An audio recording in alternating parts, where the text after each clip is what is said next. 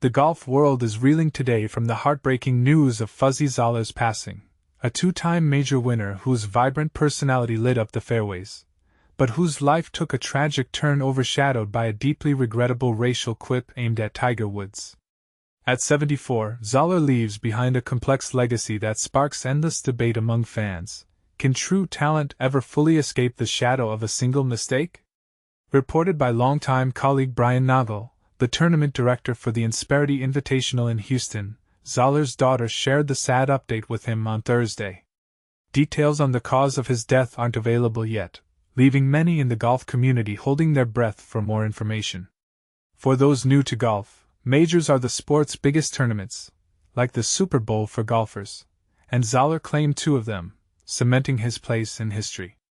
What made Zoeller stand out wasn't just his swing, it was his infectious charisma, the kind that made him one of the game's most beloved storytellers and entertainers.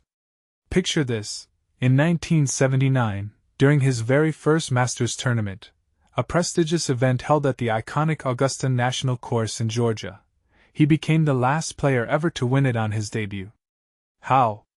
By edging out a thrilling 3-way playoff against tough competitors.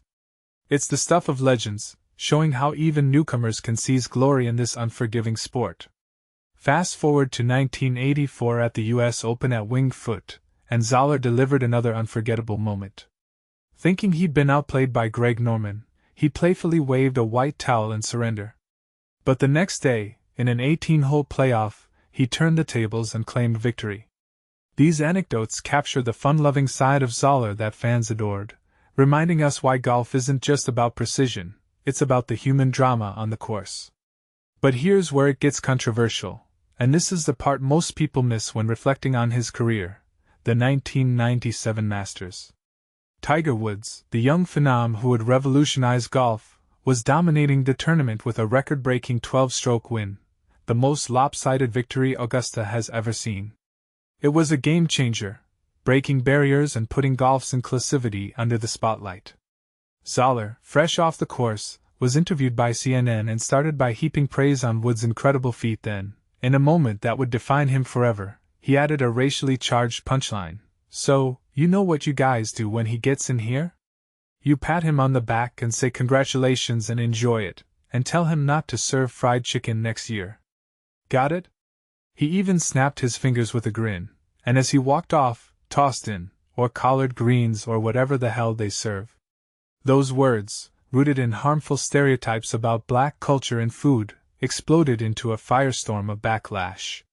For beginners wondering why this hit so hard, fried chicken and collard greens are dishes tied to Southern African American traditions, but using them as a joke in this context trivialized Woods' historic achievement and perpetuated racism. Zoeller's career never fully recovered from the uproar. In a candid 2008 piece for Golf Digest, he opened up about the toll it took. "I've cried many times. I've apologized countless times for words said in jest that just aren't a reflection of who I am. I have hundreds of friends, including people of color, who will attest to that. Still, I've come to terms with the fact that this incident will never, ever go away." It's a raw admission that humanizes him, but also raises tough questions. Should one off-the-cuff remark erase decades of triumphs, or does it demand accountability forever? And this is where the controversy really heats up.